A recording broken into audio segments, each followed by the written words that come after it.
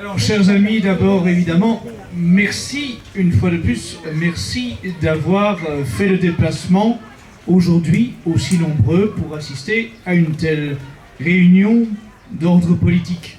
Il fait beau, c'est un temps magnifique, sous un décor magnifique, et vous avez choisi de ne pas faire comme tant de Français de ce jour, de ne pas aller vous balader, faire du vélo, faire du sport, faire du footing, aller à la pêche. Non, vous êtes ici parce que vous avez le souci de l'avenir de votre pays, de l'avenir de vos familles, de l'avenir de vos enfants ou de vos petits-enfants. Et ce qui devrait être tout naturel pour chacun d'entre nous ne l'est hélas plus aussi souvent que nous le voudrions. Le sujet de la journée, c'est la Vendée contre le Great Reset et le nouvel ordre mondial. Alors je commencerai par vous parler de ce Great Reset et de ce nouvel ordre mondial avant de vous parler du rôle tout particulier de la Vendée, parce que je reste persuadé que cette terre baignée du sang des héros, des martyrs du génocide vendéen, a bien un rôle particulier dans cette bataille. L'état des lieux de ce nouvel ordre mondial, de ce Great Reset qui se met en place, je pense que vous suivez les choses de près et que donc il y a beaucoup d'éléments dont je parlerai, que je ne vous apprendrai pas véritablement, mais je pense qu'il est important de les rappeler, de les enchaîner de façon à ce que nous mesurions l'ampleur du totalitarisme qui se met en place. D'abord, l'agenda. Vous voyez à quel point l'agenda s'accélère, puisque en quelques semaines à peine, nous avons eu successivement la réunion du Forum économique mondial de Davos. Elle n'était pas encore terminée que nous avions la réunion destinée à accorder des pouvoirs plus importants d'ordre supranationaux à l'Organisation mondiale de la santé, sous la présidence d'Emmanuel Macron. Et ensuite, après un court répit, nous avons enchaîné par la réunion du Bilderberg à Washington. Et le simple fait d'observer ce qui s'est dit au cours de ces trois événements nous montre à quel point les choses s'accélèrent. Vraiment, ça fait 2 ans que nous voyons l'accélération de tout cela, mais nous avons vraiment face à nous une machine qui ne cesse d'aller de plus en plus vite.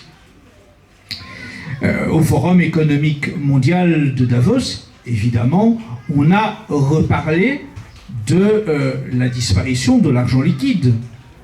Pierre Hillard vous l'a dit tout à l'heure, on a évidemment parlé des monnaies numériques qui vont se mettre en place très rapidement, mais les monnaies numériques n'auront pendant un certain temps qu'un rôle intermédiaire avant la disparition de l'argent liquide programmé par les banksters mondialistes et les financiers cosmopolites et apatrides. Et si nous admettons cela, si du moins nous ne faisons rien pour enrayer ce phénomène, comprenez bien ce que cela signifiera, ce que ça entraînera d'un point de vue pratique. Je le répète souvent de conférence en conférence, mais c'est important. Il y a des choses qui doivent être martelées pour qu'elles pénètrent bien dans nos esprits. Si l'argent liquide disparaît, c'est un moment clé de la surveillance de chacun d'entre nous. Ça veut dire que l'État, les organismes internationaux, sauront précisément tout de nous en temps réel. Ils sauront que vous avez acheté un mauvais livre. Ils sauront que vous avez cotisé à une mauvaise association. Ils sauront que vous avez payé votre entrée à une réunion de complotistes. Ils sauront à quel moment vous vous dirigez sur telle autoroute, sur telle route. Ils vous traceront vraiment à la minute près.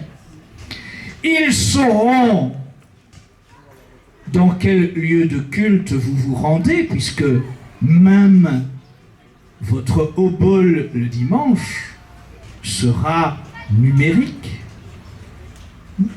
Ils sauront que vous êtes un réfractaire jusque dans le culte. Par là même, cela veut dire que, en 2 temps, 3 mouvements, quiconque est un dissident gênant pour ce système, c'est-à-dire quelqu'un qui n'est pas simplement un dissident passif, mais qui devient un dissident actif, bien évidemment, en 2 temps, 3 mouvements, 2 clics, se voit disparaître d'un point de vue social, économique. Si l'on vous ferme votre compte en banque, si d'un clic on vide votre compte,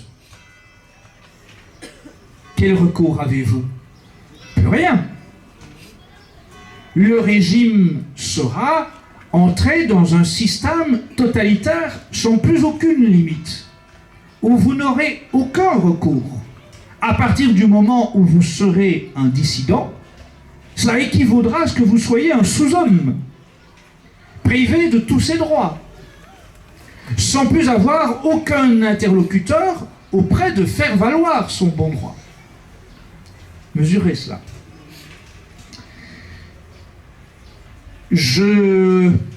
J'enchaîne sur la réunion du Bilderberg. Notez bien que parmi les participants à la réunion du Bilderberg, il y avait à la fois présents les patrons de la DGSE, les renseignements français, et de la CIA. Pourquoi donc pensez-vous que les patrons des services de renseignement participent à une réunion du Bilderberg, si ce n'est parce qu'ils ont la mission d'intensifier, d'accélérer le processus de surveillance de chacun d'entre nous. Revenons encore au forum de Davos. Les nouvelles technologies, tant vantées désormais dans chaque acte que nous posons. Si vous voulez profiter d'une promotion la plus avantageuse pour prendre un train, il vous faut faire votre réservation de façon numérique, par Internet. Si vous voulez profiter des meilleures promotions de différents magasins, il vous faut la faire de façon numérique. Tout est fait pour que vous succombiez au charme du numérique et des nouvelles technologies. Et quelle est l'étape suivante de ces nouvelles technologies? Eh bien, il y avait une table ronde au Forum économique mondial de Davos qui en a parlé en abondance. Et l'un des animateurs de cette table ronde expliquait que dans ce qu'il estimait être le délai de 5 ans, le smartphone, le téléphone portable que vous avez, chacun d'entre vous, j'imagine, eh bien, n'aurait quasiment plus d'utilité. Ou en tout cas, ne servirait certainement plus à ce pourquoi il vous sert aujourd'hui. C'est-à-dire, hélas, il faut bien en être conscient que la plupart des gens aujourd'hui n'utilisent pas un smartphone pour téléphoner. Non, ça c'est... Téléphoner, c'est obsolète avec un téléphone. Un téléphone, ça doit servir à autre chose que téléphoner, évidemment. Ça va de soi dans un monde moderne. Donc le téléphone vous sert à faire vos paiements, à faire vos réservations, à entrer dans certains lieux. Eh bien, cet animateur de table ronde au Forum économique mondial de Davos disait que dans le délai d'environ 5 ans, le smartphone n'aurait plus ces utilités-là, tout simplement parce que ces utilités-là auraient été introduites dans nos corps. Vous mesurez ce que ça signifie, hein? Ça veut dire que, selon les maîtres du monde, l'idée est que dans les 5 ans à venir, ils nous introduisent de gré ou de force, de gré pour ceux qui auront succombé à la fabrique du consentement, de force pour ceux qui auront cherché à y échapper. Ils auront introduit dans nos corps une puce électronique qui servira donc à tout ce qui doit relever du paiement, de l'identification de chacun d'entre nous. Donc, et cela le monde que nous voulons.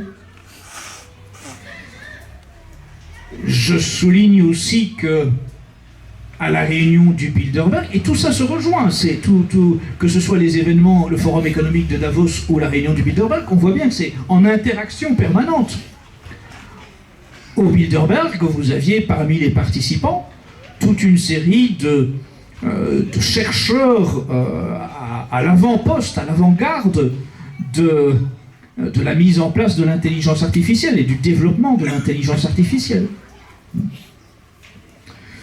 Je vous rappelle aussi qu'en parallèle de tout cela, on parle de plus en plus, non pas simplement de passe sanitaire, et Pierre Hillard vous a rappelé tout à l'heure que le passe sanitaire, eh bien, en réunion des institutions européennes, on a voté pour la prolongation du passe sanitaire jusqu'au 23 juin 2023, hein, alors que je vous rappelle que il n'y a vraiment plus aucun motif valable pour vendre ou faire avaler aux Français le plus naïf le besoin de se protéger du Covid. Et néanmoins, au Parlement européen, on a voté pour la prolongation du pass sanitaire jusqu'en juin 2023.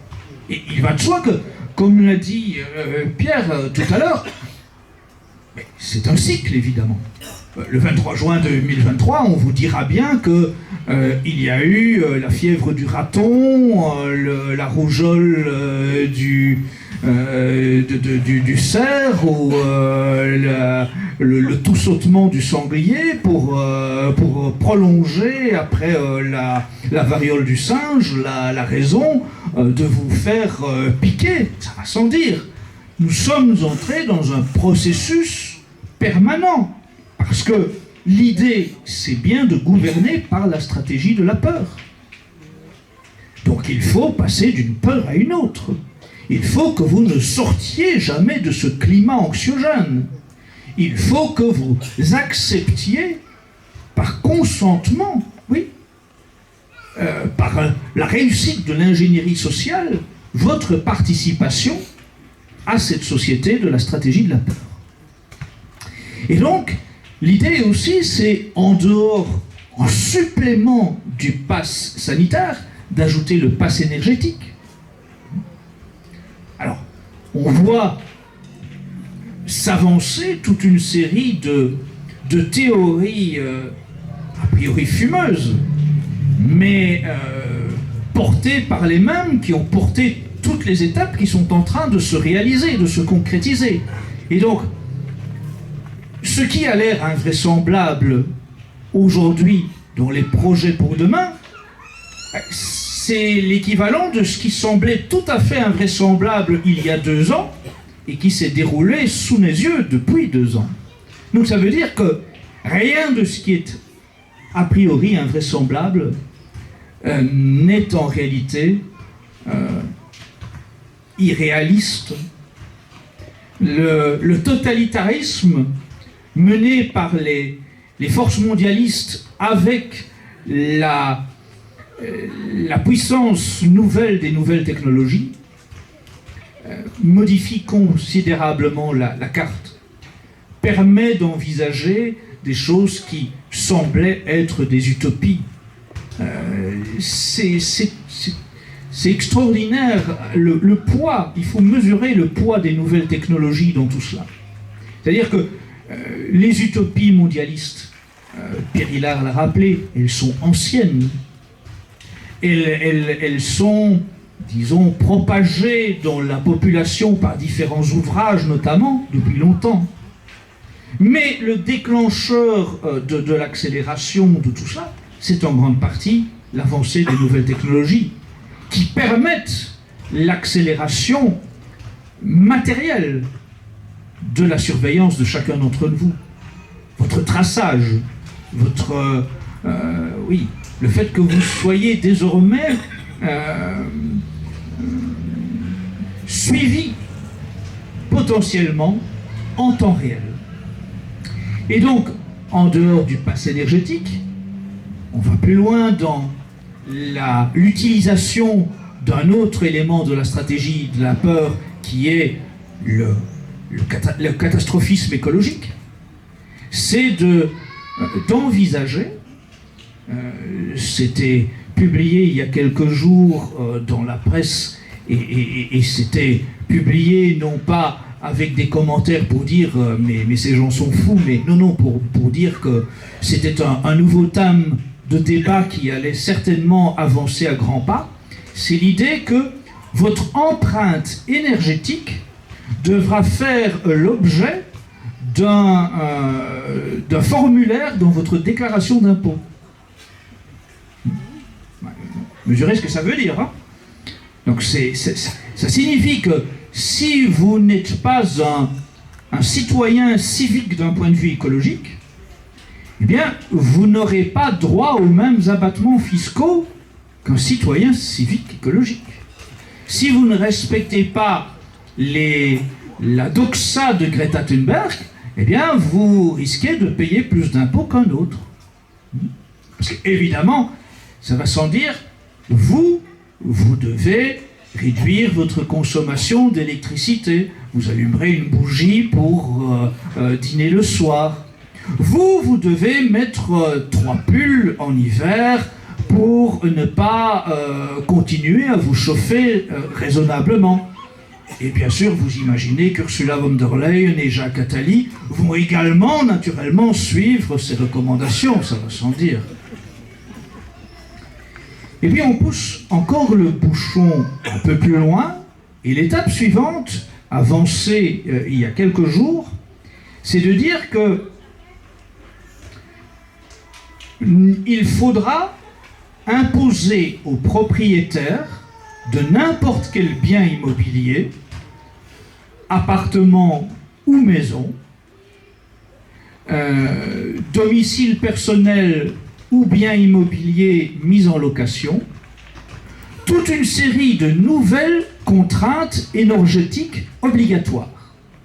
Donc, respecter toute une série de nouvelles normes énergétiques sous prétexte toujours de catastrophisme écologique. Et si vous ne les respectez pas dans un délai, eh bien, amende. Donc, voilà. Qu'est-ce que sont ces nouvelles normes énergétiques? Bon, bien sûr, il y a le double vitrage, ça c'est banal. Mais il y a désormais, dans ce processus, toute une nouvelle série de normes d'isolation de l'ensemble des biens immobiliers destinés à ce que quasiment aucune personne parmi nous ne soit en conformité avec ces nouvelles règles. La seule personne qui serait en conformité avec ces nouvelles règles, c'est le millionnaire qui vient s'acheter une villa de construction extrêmement récente, mise entièrement aux nouvelles normes. Et donc, qu'est-ce que cela entraîne comme conséquence? Que si ce projet aboutit, c'est le droit de propriété des gens normaux qui va disparaître pour que la propriété ne soit plus que l'apanage des extrêmement riches. Ceux qui donc seraient propriétaires vont se retrouver soit avec des amendes de plus en plus lourdes parce qu'ils n'ont pas été en mesure de mettre leurs biens immobiliers aux normes, soit vont devoir s'appauvrir très lourdement pour mettre leurs biens immobiliers aux normes. Et le processus s'accompagne d'une dévalorisation de votre bien si vous voulez le vendre s'il n'est pas mis aux normes. Ça veut dire que le propriétaire qui, face à la menace d'une lourde amende parce qu'il n'a pas mis son bien immobilier aux normes et qu'il n'est pas en mesure financièrement de le réaliser, n'aura pas d'autre choix que de le vendre.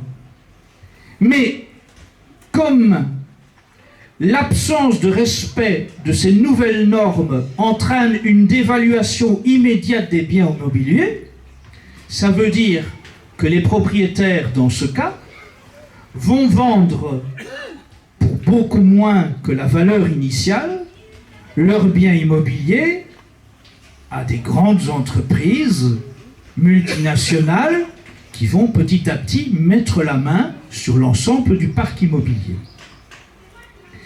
qui vont ensuite mettre ces biens immobiliers aux nouvelles normes et vous les relouer à un prix extrêmement avantageux, comme vous pouvez l'imaginer.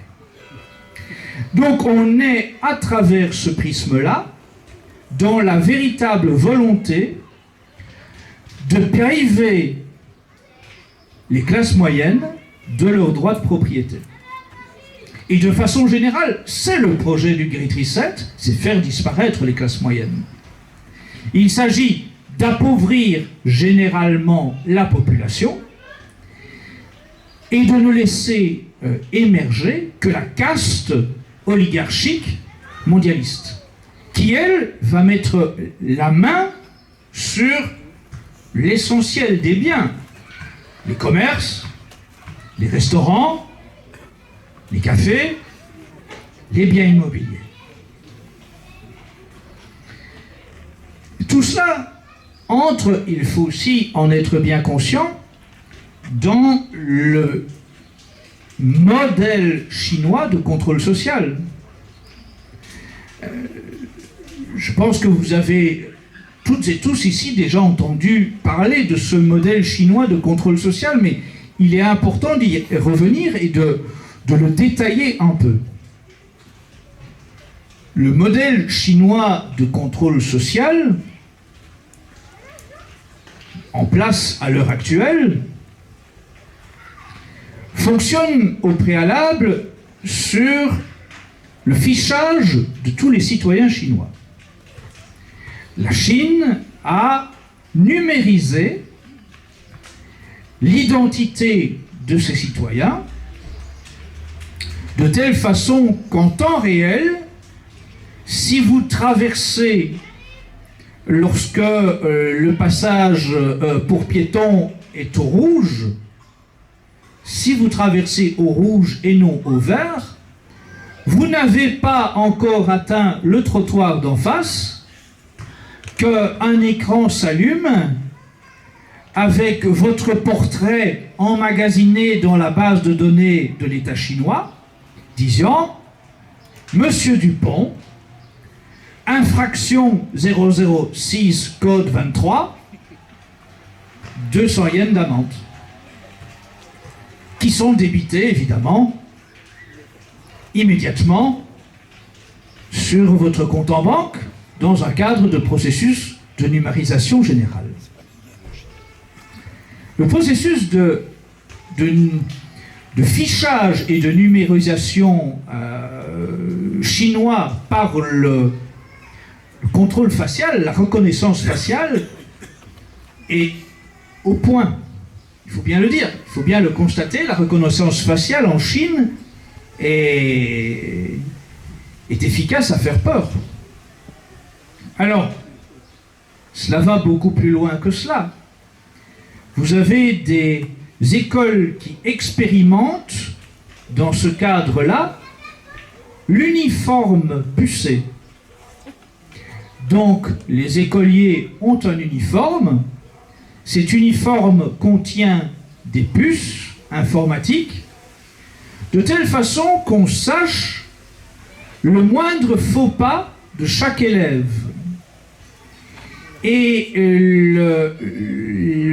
la puce introduite dans ces uniformes reconnaît également toute tentative pour un élève d'endosser l'uniforme d'un de ses camarades, de telle façon qu'il n'est pas possible, par un subterfuge, de faire quelque chose ou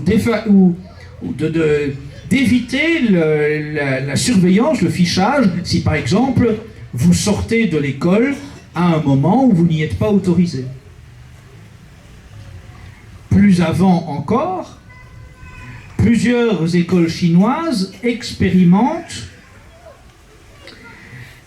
dans les classes, en permanence, par reconnaissance faciale, les expressions de chaque petit écolier, de façon à en tirer des conséquences pour l'avenir. Si l'enfant est dissipé, et que l'intelligence artificielle le remarque de façon récurrente, sa fiche de contrôle social va entraîner que cet enfant ne pourra pas accéder à certaines écoles, à certaines autres écoles dans la suite de sa scolarité.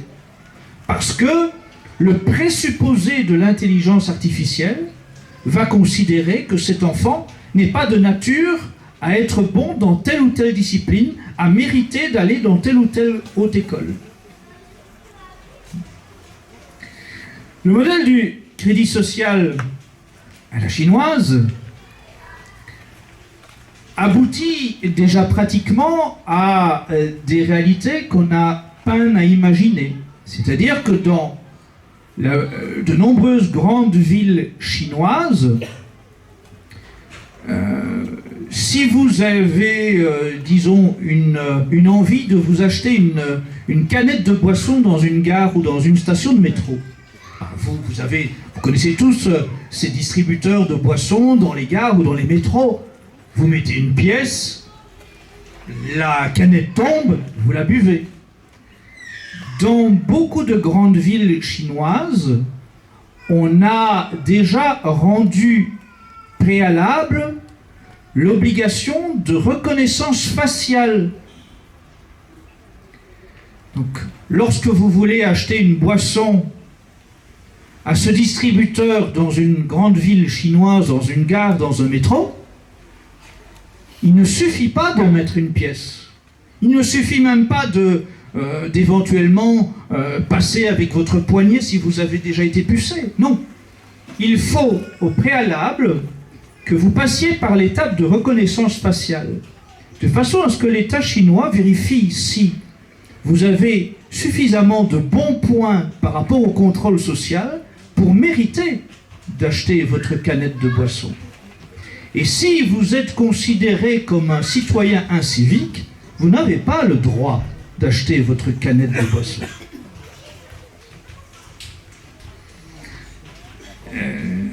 Voilà, comprenez, hein, tout ce processus, jusqu'où il peut aller, ça dépasse l'imagination, je pense, de beaucoup, hein, de voir à quel point il est intrusif jusque dans tant d'éléments de la vie courante qui semblent tellement banals, tellement communes, qu'on n'imaginait pas que le totalitarisme s'en emparerait. Donc, le système de crédit social à la chinoise, c'est un système de cotation permanente. C'est comme le permis à points que vous connaissez. Vous respectez les normes, les édits, les dictats de l'État, vous recevez des bons points. Vous traversez quand il ne faut pas, vous perdez un point. Vous êtes en retard au travail, vous perdez un point. Vous vous avez une participation à des activités considérées comme contre-révolutionnaires par l'État chinois, vous perdez 3 points. Un citoyen chinois qui va à la messe, il perd des points. Et lorsqu'on perd trop de points, l'État chinois ferme votre compte en banque. Donc, on en revient au scénario dont on parlait préalablement, quand je vous disais, si l'argent liquide disparaît au profit de la simple numérisation, de l'électronisation de la monnaie, de la transaction financière, et que donc, parce que vous êtes un citoyen incivique, l'État décide de vous fermer votre compte en banque, vous n'avez plus aucun moyen de vivre, tout simplement. Vous n'avez plus aucun moyen de consommer, et je ne suis certainement pas un laudateur de la société de consommation, mais vous n'avez plus aucun moyen d'acquérir le moindre bien de première nécessité. Si d'ores et déjà l'État chinois refuse aux citoyens qui n'ont pas assez de points de simplement pouvoir acheter une canette de boisson dans une gare ou un métro, jugez jusqu'où on peut aller. Hein. Alors, ce serait uniquement un modèle chinois pour la Chine. Vous me diriez, ce sont des communistes, nous ne sommes pas chinois et nous n'irons pas en Chine. Mais le modèle de contrôle social, le modèle de crédit social à la chinoise, il s'exporte. Il s'exporte dans l'ensemble du monde occidental. On voit très bien que nos dirigeants, en France, en Belgique, en Allemagne, en Australie, au Canada, en Nouvelle-Zélande, ont tous emprunté les voies du modèle chinois. De la même façon que l'on voit bien que le totalitarisme, le totalitarisme mondialiste covidiste, c'est totalement uniformisé instantanément. Comment pourrait-on penser que tout cela est venu naturellement du déploiement d'un virus et que de façon quasiment instantanée, en Afrique, en Asie, en Europe, en Océanie, on a adopté des mesures identiques, quasiment en temps identique. Tout ça n'a évidemment aucun sens si ce n'était pas planifié, organisé, orchestré. Évidemment, si nous disons cela, on nous dit complotiste. Mais s'il n'y a pas complot, tout cela n'est pas explicable, n'est-ce pas? Il y a un complot qui est organisé par les Bill Gates, par les Soros, par les Attali, par les Schwab et consorts, et le nier, c'est aussi absurde que d'emprunter le métro à Paris, d'être à la station Barbès et de dire qu'il n'existe pas de grand remplacement. C'est un aveuglement extraordinaire qui peut dire qu'il n'y a pas de complot, comme c'est un aveuglement extraordinaire qu'il faudrait pour nier qu'il y a un grand remplacement quand on voit qu'on est l'intrus au milieu d'une rame de métro à Barbès. Alors, vous me direz, oui, mais donc ce modèle chinois, vous pensez vraiment qu'il va s'exporter? Ce n'est pas possible. Nous sommes dans un univers ici en Occident qui est capitaliste. Il n'est pas communiste. Et c'est là qu'il faut être lucide. Le libéralisme, le capitalisme sont de nature, finalement, intrinsèquement, à être de bons alliés du communisme. Il faut remonter à la philosophie qui a fait émerger le libéralisme tant d'un point de vue politique qu'économique. Relisez Thomas Hobbes, ce philosophe anglais du XVIIe siècle qui est la référence pour le monde politique et économique libéral. Dans son ouvrage Décivé, il écrit « L'État conserve à l'égard des dissidents son droit fondamental, c'est-à-dire le droit de guerre, comme envers un ennemi. » Mesurez ce que ça veut dire. C'est le philosophe clé du libéralisme politique et économique qui vous explique qu'un dissident, par définition, doit être considéré par l'État comme un ennemi et qu'à partir de ce moment-là, il faut mener la guerre à ce dissident. Ça, c'est un fondement de la pensée libérale. Alors comprenez qu'en soi, ce que je viens de vous énoncer comme citation de Hobbes est tout à fait conforme à ce qui prévaut dans un État communiste. Pour le communiste, ça a été le cas en Union soviétique, en URSS, c'est le cas en Chine aujourd'hui. Quiconque est un dissident, et a fortiori quiconque est un catholique, est défini comme un contre-révolutionnaire à qui il faut mener la guerre et qui mérite d'être éliminé ou enfermé. Et c'est ce modèle-là qui est en train d'être mimé, d'être choisi pour être appliqué par nos gouvernants. Il faut en avoir vraiment conscience. Nos gouvernants, et Klaus Schwab en est l'incarnation, Klaus Schwab et nos gouvernants sont en vérité des promoteurs d'un nouveau modèle qui est le capital-communisme 2.0. Ils sont en train de mettre en place à l'échelon global la synthèse parfaite, grâce aux nouvelles technologies, entre l'ultracapitalisme et le communisme. Dans une organisation de l'appauvrissement général de nos populations, au profit de l'enrichissement d'une toute petite caste oligarchique. Alors vous me direz, mais nous ici, en Vendée, on peut bien essayer, espérer se garder à l'abri de tout cela. Peut-être qu'en vivant à la campagne, on sera moins surveillé. Vivons dans les bois, vivons cachés.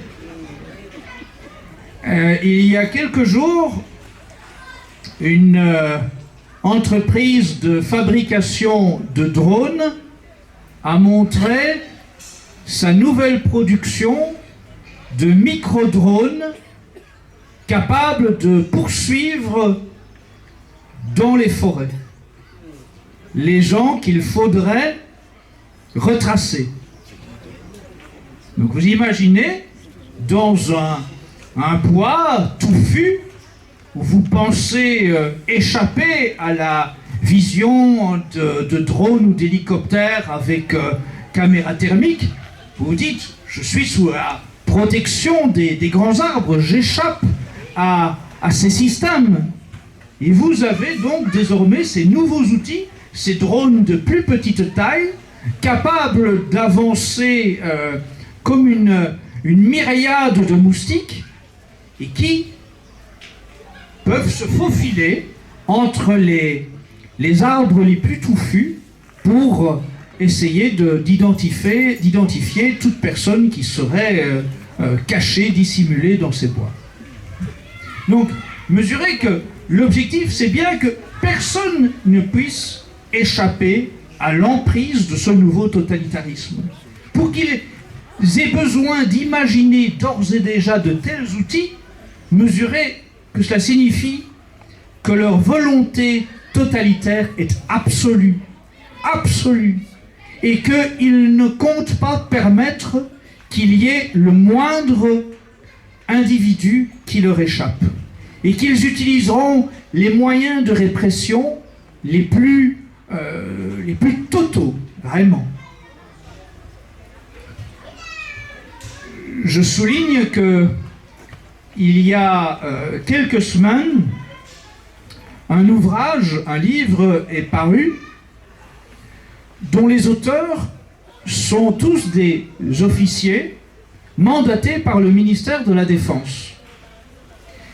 Ils ont été mandatés pour envisager les scénarios de l'avenir, des scénarios catastrophes, et essayer de voir comment l'État va y faire face.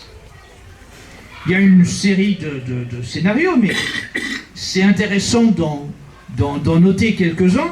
D'abord, l'état-major, en tout cas les officiers mandatés par le ministère de la Défense et par l'état-major, qui ont été chargés de cela, envisagent comme l'un des scénarios les plus probables le puçage obligatoire.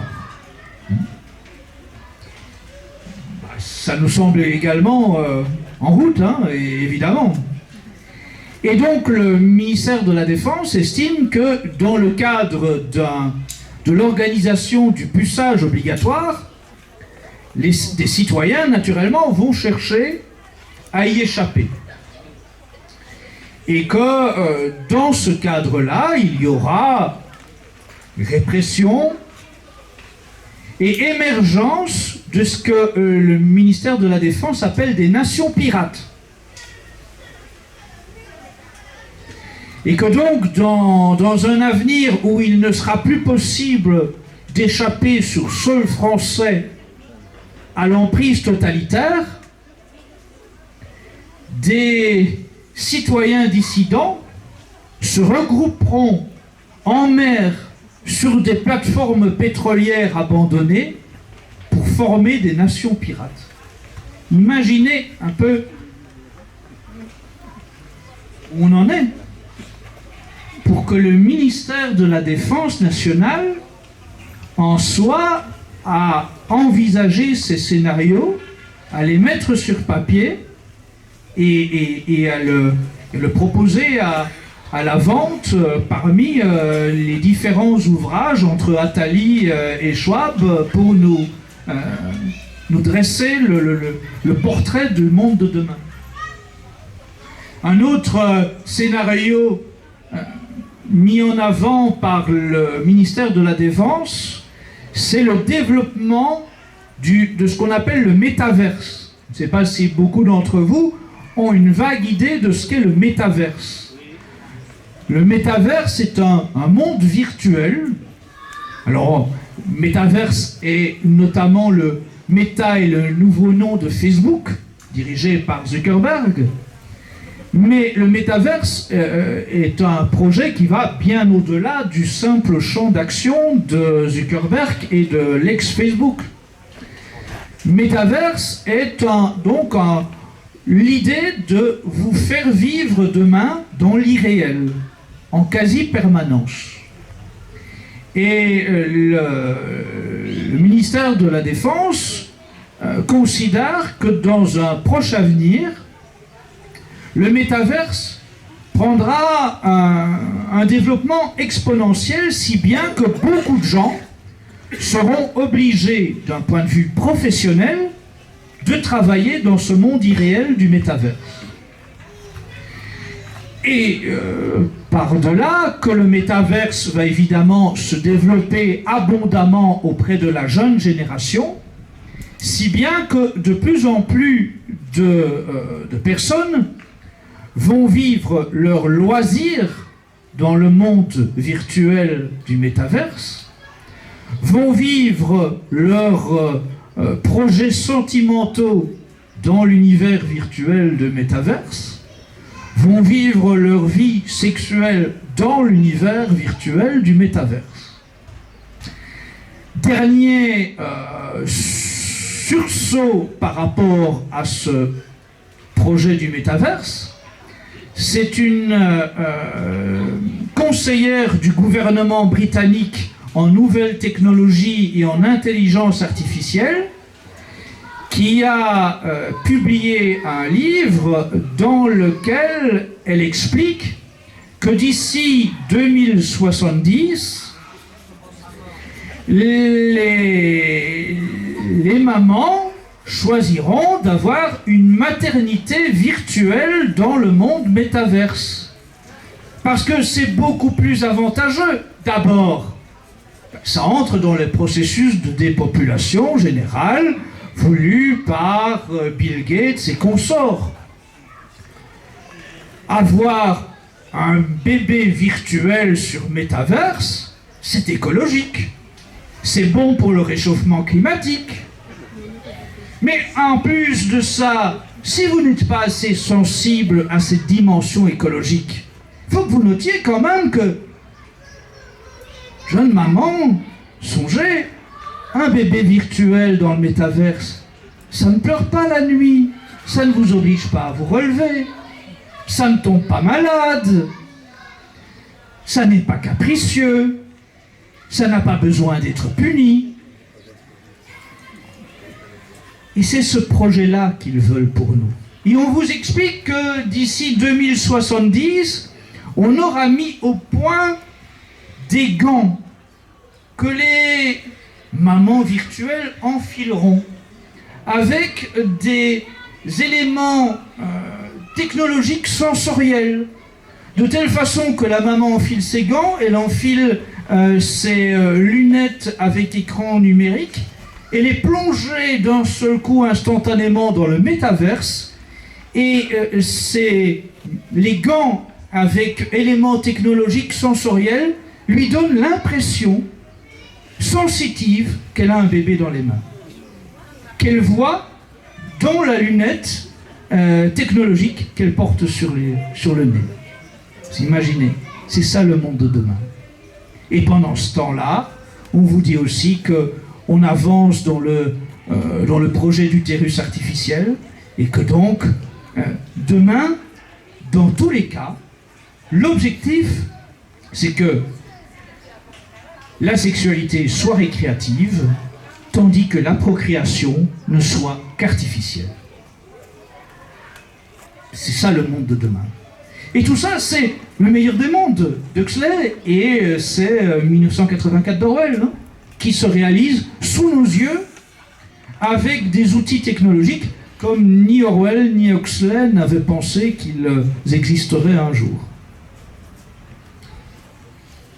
Maintenant, évidemment, on ne peut rester sur une touche aussi alarmante sans aussi avoir un message d'espoir. Je pense que c'est quand même cela aussi que vous attendez tous, après tout ce que je vous explique comme élément d'une telle gravité.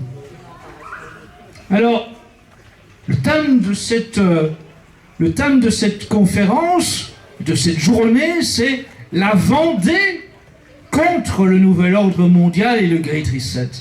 Et tout à l'heure, notre ami Patrice, habitant de Maulévrier, véritable historien de mémoire vivante de Maulévrier, m'a fait faire un petit tour de quelques endroits symboliques des lieux, et il m'a amené devant la statue du cardinal Luçon. Et j'ai noté cette citation du cardinal Luçon qui est placée sous cette belle statue. Et je vous la lis parce qu'elle doit vous toucher, chacun de vous qui êtes vendéen, qui avez une âme de vendéen. Cardinal Luçon disait « Un vendéen, c'est un Français toujours fidèle à sa foi de chrétien et dévoué jusqu'à la mort à son Dieu et à son pays. » Et je pense que bon sang ne peut mentir et que si vous êtes les dignes héritiers de vos ancêtres vendéens, vous aurez à cœur d'être fidèles à cette pensée du cardinal Luçon. Oui. Un Vendéen, c'est un Français toujours fidèle à sa foi de chrétien et dévoué jusqu'à la mort à son Dieu et à son pays. Parce que si nous voulons éviter la réalisation de ces projets dont je vous ai énoncé quelques éléments à la fois sordides et glaçants, il faut que votre foi soit chevillée au corps. Il faut que vous mesuriez que votre foi va être votre bouclier. Et il faut que votre engagement militant, votre amour de votre pays et de votre foi soit votre glaive. Et il faut que votre volonté de faire le maximum pour vos enfants et vos petits-enfants soit votre cuirasse. Et il faut que vous acceptiez avec une abnégation totale, de la même façon qu'en face de nous, nous avons un ennemi qui a décidé de nous mener une guerre totale.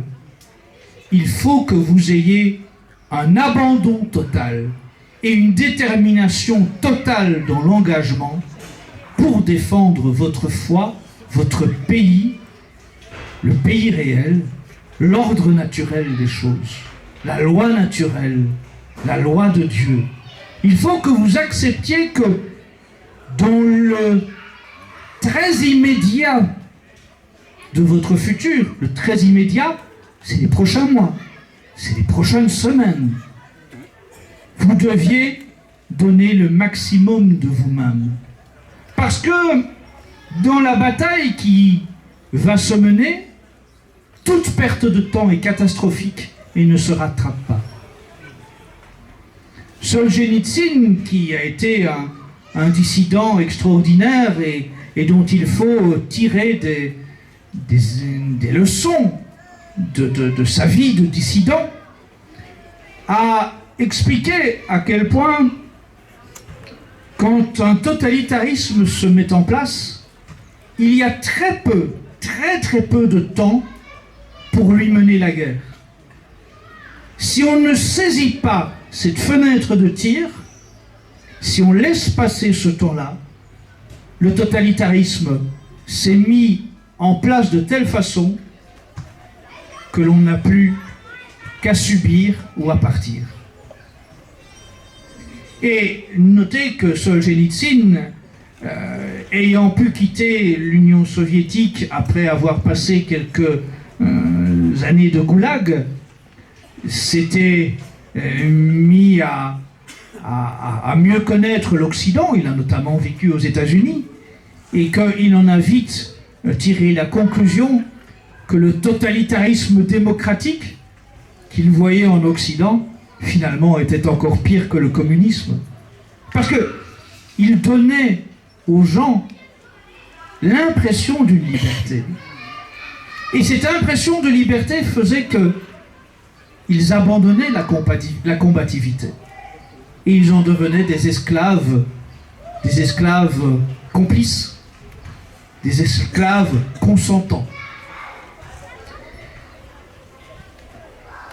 Je vais donc entamer maintenant quand même quelques pistes et quelques mots d'encouragement. Le premier, d'abord, j'avais promis à nos responsables de section qui ont organisé cet événement, à Thierry Barnold de la section Civitas Anjou, à Gérard Lupens de la section Civitas Deux-Sèvres, de réserver pour cette journée un scoop. Oh, ce ne va pas bouleverser fondamentalement le plan sur l'échiquier. Mais je vais développer. Pour notre université d'été, qui se déroulera du 13 au 15 août en Normandie, nous avons choisi un thème qui évidemment est directement lié à cette actualité. Ce thème, c'est « Stopper le Great Reset, une lutte à mort contre l'oligarchie mondialiste ». Les choses sont claires. Une lutte à mort contre l'oligarchie mondialiste. Et nous avons la joie, et j'ai la joie d'annoncer ce scoop, nous avons la joie de vous dire que nous aurons la participation exceptionnelle à cette université d'été de Monseigneur Vigano.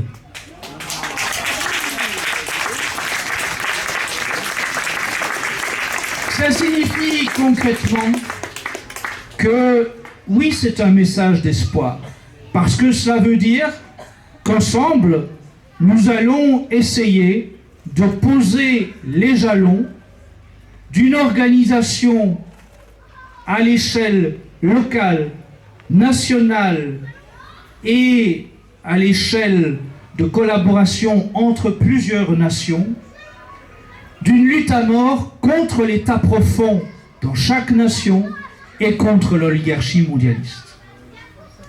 Que nous allons mettre tous nos moyens en œuvre pour coaliser toutes les forces catholiques qui voudront participer à cette bataille contre l'État profond et contre le nouvel ordre mondial. Je pense que c'est une étape vraiment importante, historique, que nous allons vivre à partir de ce moment-là. Et je voulais vraiment vous réserver ce scoop pour vous qui êtes là aujourd'hui pour cette bataille contre le Great Reset.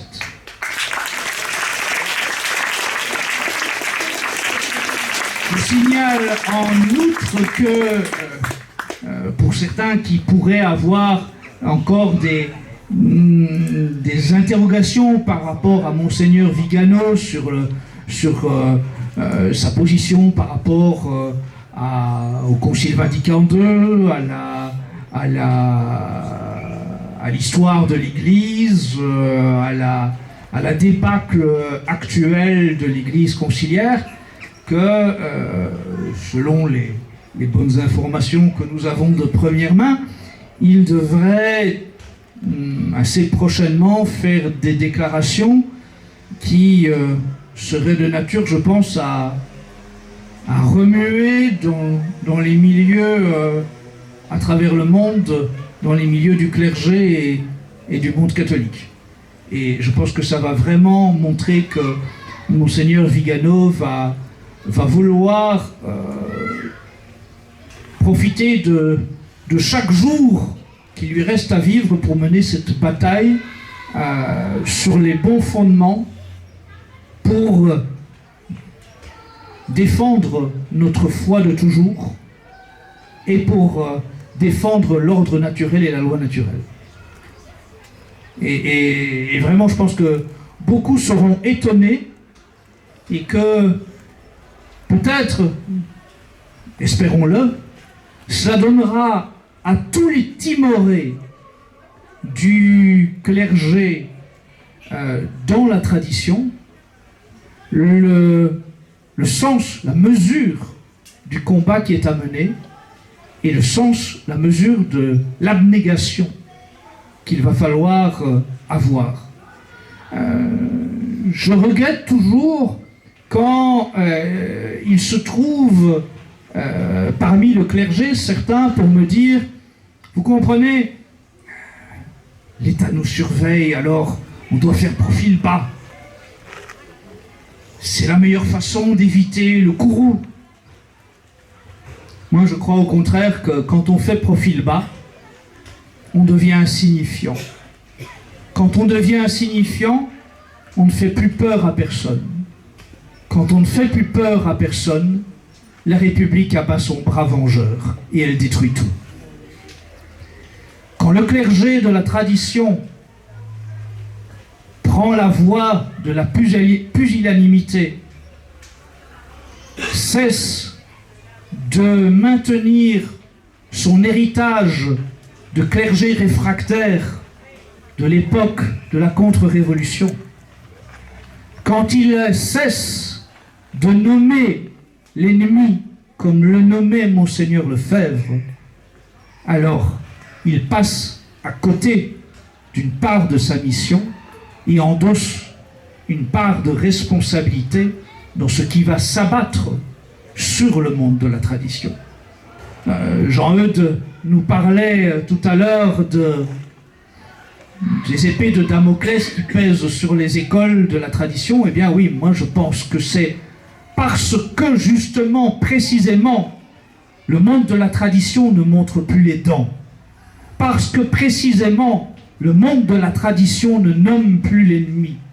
Parce que précisément, le monde de la tradition ne témoigne plus publiquement de sa force et de sa détermination, que de jour en jour, beaucoup d'écoles de la tradition commencent déjà à vivre les premiers embarras qui ne sont qu'un avant-goût de ce qui se prépare dans les ministères de la République franc-maçonne.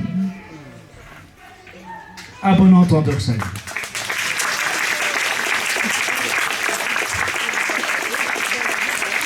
Il faudra, d'un point de vue pratique, oui, que nous concrétisions des pistes dont nous parlons depuis longtemps. Le temps qu'il nous reste avant que la guerre totale nous soit menée doit être mis à profit pour nous organiser d'un point de vue local et national de façon efficace. Première règle, je vous en prie, j'insiste, je vous en supplie. Cessez d'utiliser les paiements numériques lorsqu'il existe d'autres possibilités de le faire. Cessez d'utiliser le paiement par Internet, le paiement par PayPal, le paiement par carte de crédit quand vous allez chez un commerçant. Si vous voulez continuer à connaître l'existence de l'argent liquide, eh bien il faut que vous soyez précisément les premiers utilisateurs de cet argent liquide. Il faut que vous ayez dans les magasins payer avec des pièces de monnaie et des billets de banque. Combien de fois n'entends-je pas, y compris dans les milieux catholiques les plus mobilisés, des gens me dire « Oui, mais tu comprends, j'ai pas d'argent sur moi. C'est tellement plus facile de payer avec ma carte, mon smartphone. » Oui, c'est tellement plus facile d'être un complice de la bête. C'est tellement plus facile d'être un complice de ce système. Mais en posant chacun de ces petits actes, vous portez une part de responsabilité dans ce qui se passe. Si vous voulez être des vrais résistants, ça passe par tous ces petits éléments du quotidien. Tant que vous êtes nombreux à utiliser l'argent liquide au quotidien, les banques ne peuvent pas immédiatement extraire cet argent qui circule.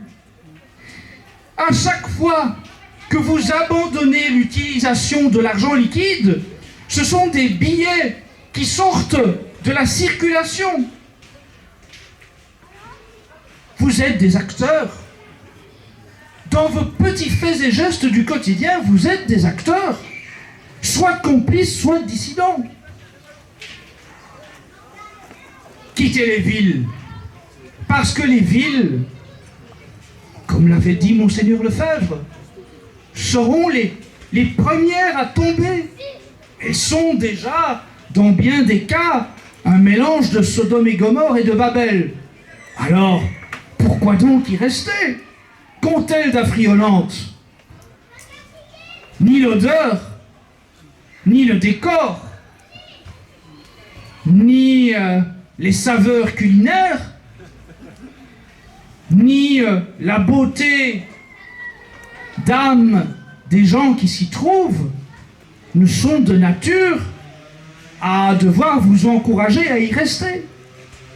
Organisez-vous au plus vite dans cette France rurale qui n'attend que vous. Nous sommes en pleine désertification de la France rurale. Il y a un devoir pour ceux qui sont lucides au contraire de s'y établir et de s'y organiser de telle façon, non pas que nous mettions en place, je vous rassure, des kibboutz catholiques, loin de là, mais que nous organisions, oui, à nouveau, une vie locale enracinée des villages de cette Gaule catholique française. Oui, c'est ça qu'il faut espérer voir émerger.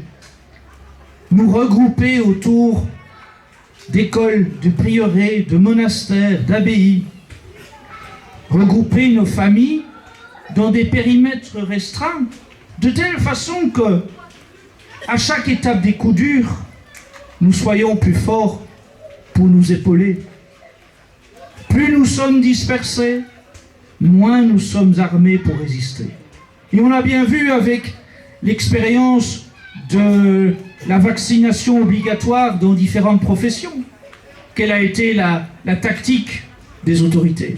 Saucissonner, petite part par petite part, désolidariser les groupes, désolidariser les corporations professionnelles et leurs membres, que ce soit les soignants, que ce soit les pompiers, que ce soit les militaires. Il y avait bien suffisamment de gens initialement hostiles à l'injection de ce qui nous est vendu comme un vaccin, pour qu'aucune véritable obligation ne puisse être concrètement mise en place. Aucun secteur professionnel, aucune catégorie professionnelle ne peut se passer d'un seul coup de 30-35% de ceux qui composent ce corps professionnel. Mais à partir du moment où il n'y a pas de solidarité, où il n'y a pas d'esprit de corporation professionnelle au sens où les corporations médiévales existaient, où l'individualisme prime, et la société moderne est évidemment le culte de l'individualisme, eh bien, oui, c'est chacun pour soi et l'obligation pour tous, sous peine d'être évincé de son boulot, sauf pour les plus audacieux, les plus courageux, les plus pertinents, qui finalement ont pu démontrer que dans bien des cas, ils ont pu rester en poste malgré les menaces qui pesaient sur eux. Et on voit bien, j'avais le témoignage tout à l'heure d'un militaire qui me disait que eh bien, malgré toutes les menaces, tous les rappels à l'ordre, il n'a pas été évincé, et qu'aujourd'hui, l'obligation vaccinale dans le monde militaire n'existe plus, mais qu'on ne le dit pas. De même façon que on voit bien qu'au niveau du monde des soins de santé, dans les hôpitaux, beaucoup d'hôpitaux aujourd'hui réembauchent du personnel soignant qui avait été évincé. Parce qu'en réalité, s'il n'y a pas assez de soignants, on fait quoi? Et dans les campagnes, combien de médecins de campagne avaient été menacés de devoir arrêter leur activité de médecin si ils ne se faisaient pas injecter ce produit. Et on a bien vu que la conséquence, ça a été que des maires, des conseillers généraux, des préfets ont fait remonter l'état de la situation. Quand il y a 3 médecins de campagne sur un territoire départemental assez étendu, s'en priver d'un sur les 3, c'est ingérable, parce que les 2 qui restent sont absolument incapables d'absorber la clientèle du 3e qui serait forcé de disparaître des médecins pratiquants. Donc, conclusion, en réalité, on a vu que beaucoup de médecins de campagne eh bien, n'ont pas cédé et n'ont pas été évincés de leur activité. Tenir, persévérer, Retenez ces devises militaires, être et durer. Oui. C'est plus que jamais notre devoir de catholiques, d'amoureux de la France, de Français et catholiques toujours, tel qu'on le chante dans les Pélés, avec ou sans grêle. Il faut que vous organisiez donc des réseaux solidaires, que vous ayez la volonté de mieux vous connaître dans vos petites localités. Tous ceux qui, aujourd'hui déjà, sont en France rurale, et ici en Vendée, je pense que vous êtes nombreux à l'être, apprenez à vous connaître. Apprenez à connaître les talents, les compétences de chacun d'entre vous, de telle façon que vos complémentarités deviennent des forces dans l'adversité. Mettez en place des réseaux de troc, parce que si un jour l'argent disparaît, le troc peut être une alternative fort utile. Apprenez à faire sécession. Beaucoup en parlent aujourd'hui. Mais oui, il faut que nous ayons une mentalité de sécessionniste par rapport à un monde diabolique et totalitaire. Et qu'est-ce que cela veut dire? C'est que nous devons, oui, prendre la résolution d'être en rupture avec ce monde matérialiste, ce monde consumériste, avec ce monde pervers, avec ce monde totalitaire. Il faut que, dans tous les domaines, vous soyez en sécession. Dans la façon dont vous achetez, je vous disais, cessez de faire des paiements électroniques. Vous avez toutes et tous ici de l'argent liquide. Mais aussi, cessez d'acheter par Amazon ou ce genre de plateforme. Je sais bien, c'est facile. Je sais bien, il ne compte pas de frais d'envoi. Oui, bien sûr. Mais il vaut mieux payer un peu plus d'argent pour un produit, pour l'avoir selon une filière naturelle, que de faire quelques économies qui vous précipiteront dans un monde diabolique, pervers et totalitaire. Cessez autant que faire se peut d'aller dans les super et les hypermarchés. Essayez de privilégier le petit commerce. Essayez de privilégier l'achat auprès du paysan. Il y a beaucoup de paysans qui aujourd'hui essayent d'organiser de la vente directe. Non seulement ce que vous mangerez ou le lait que vous boirez sera de bien meilleure qualité, mais en plus de cela, vous ferez un acte de dissident, un acte sécessionniste par rapport à une logique de multinationale. Dans votre habillement aussi. Ne cédez pas à la mode de l'uniforme des grandes marques multinationales. Quand on interroge des enfants, combien vont vous dire « Ah non, non, non, les écoles dans lesquelles on porte des uniformes, oh là, non, surtout pas pour moi.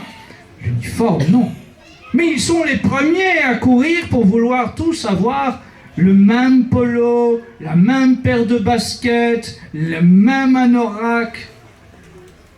Ils ont un uniforme qui est beaucoup plus laid, beaucoup plus coûteux, beaucoup plus mondialiste que n'importe quel élève qui va dans une école de la tradition. Au moins là, il y a du bon goût.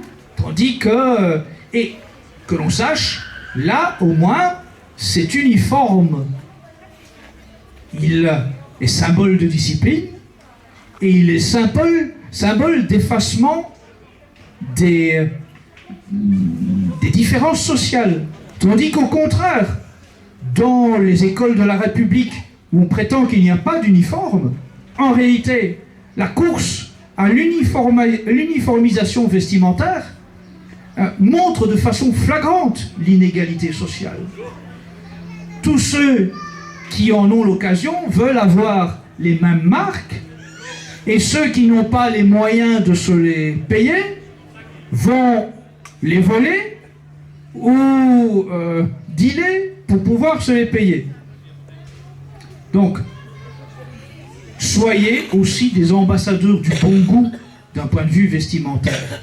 Vous, pour vous, mais aussi pour vos enfants, pour vos petits-enfants. Rompez avec les modes consuméristes d'aujourd'hui. Même chose pour la lecture, même chose pour la musique. Ne plongez pas et ne laissez pas vos enfants, vos petits-enfants plonger dans des lectures de mangas ridicules et abrutissants. Est-ce qu'il n'y a pas suffisamment de lectures édifiantes pour des enfants, pour des jeunes gens, pour des adolescents, pour qu'on leur passe n'importe quelle lecture à la mode, mais qui est en fait totalement conçue dans le concept d'abrutissement général. Vous ne voudriez pas que vos enfants ou vos petits-enfants regardent une émission sordide de télé-réalité qui fait fondre les neurones. Et bien de la même façon, pour les lectures, ne les laissez pas perdre leur temps avec des lectures inappropriées, insipides, abrutissantes, avilissantes. Essayez vraiment d'être attentif à tous ces éléments-là. Ça fait partie de la résistance, de la dissidence. Transmettez. Ayez cet esprit de transmission. Racontez avec pédagogie l'histoire, et l'histoire de vos familles à vos enfants, à vos petits-enfants. Ayez à cœur que vos enfants, vos petits-enfants, soient formés dans l'esprit de sacrifice, soient formés dans l'esprit de générosité. Je dois dire que je suis quelque peu désemparé devant le constat que dans de nombreuses écoles, y compris de la tradition, on ne met plus en garde contre certains métiers, on ne met plus non plus en garde contre une société matérialiste, consumériste.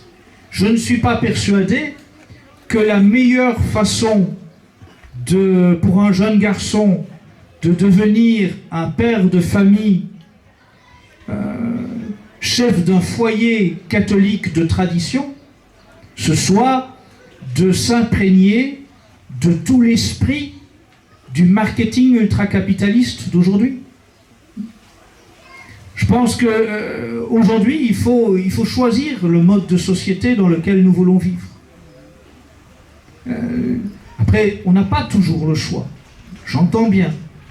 Mais ceux qui choisissent comme fil conducteur une ambition professionnelle sur base du principe de Mammon et du règne de l'argent, je pense que ceux-là n'empruntent pas une voie qui est digne de celle d'un futur père de famille catholique.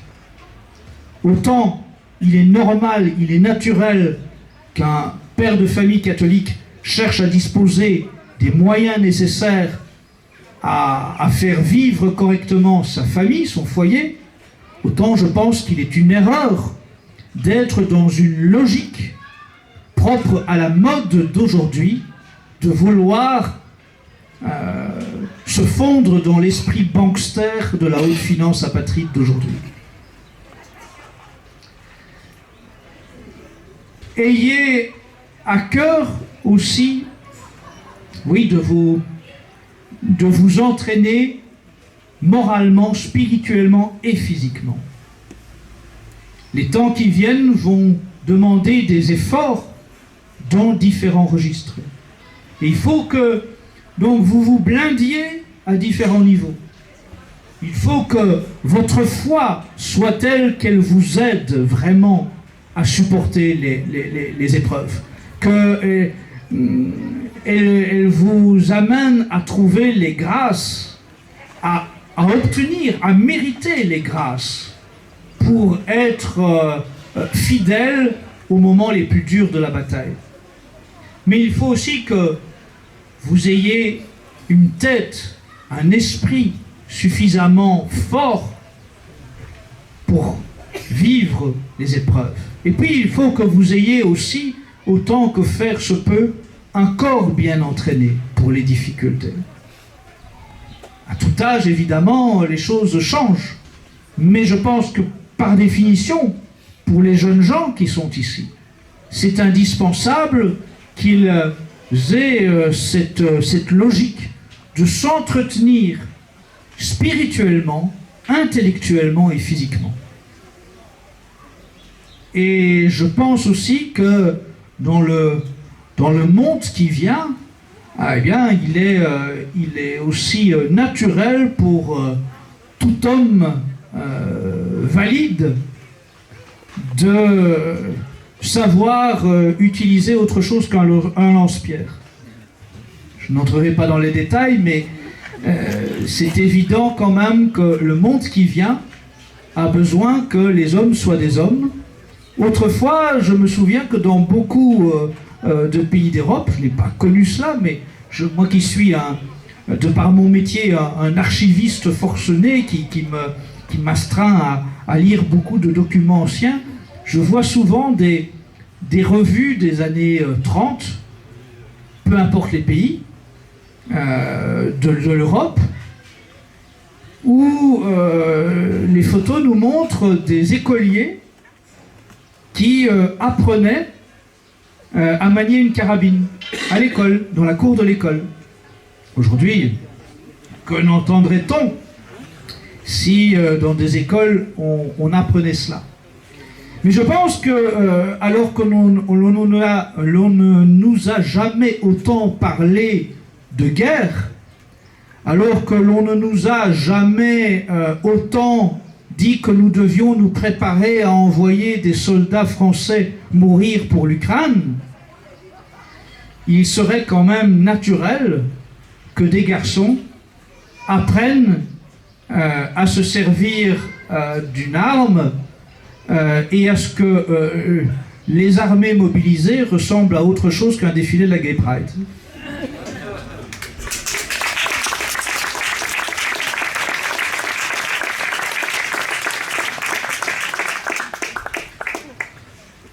Je pense, j'espère, que pour la suite, nous vous donnerons très rapidement une série d'objectifs. Et j'espère vraiment qu'ensemble, nous allons pouvoir mener un vrai combat. Le mot combat est important, un vrai combat, pied à pied, jour après jour. Chaque mot compte. Là aussi, la guerre sémantique n'est pas rien. Aujourd'hui, où on nous change perpétuellement le sens des mots, où l'homme devient femme, la femme devient homme, où Facebook invente 46 définitions possibles de genre pour un individu, où la liberté c'est l'emprisonnement, ou l'emprisonnement c'est la liberté, eh bien, il est important aussi que nous ayons à cœur la guerre du langage, que nous utilisions notre langue française à bon escient. Et aujourd'hui, oui, quand je vous parle de combat, c'est bien au sens vrai du mot combat. Parce que l'on veut nous mener une guerre totale, il faut que nous soyons prêts à un combat. Et parce que nous sommes catholiques, nous devons avoir cette espérance qui fait que même si tout ce que je vous ai initialement dans la première partie de mon exposé décrit est glaçant, est effrayant, nous devons avoir suffisamment d'espérance en Dieu, en ses promesses, pour que nous menions le combat pour nous, pour nos enfants, pour nos petits-enfants, et pour Dieu. et pour qu'au jugement dernier, nous n'ayons pas à rougir. Soyons des combattants. Merci.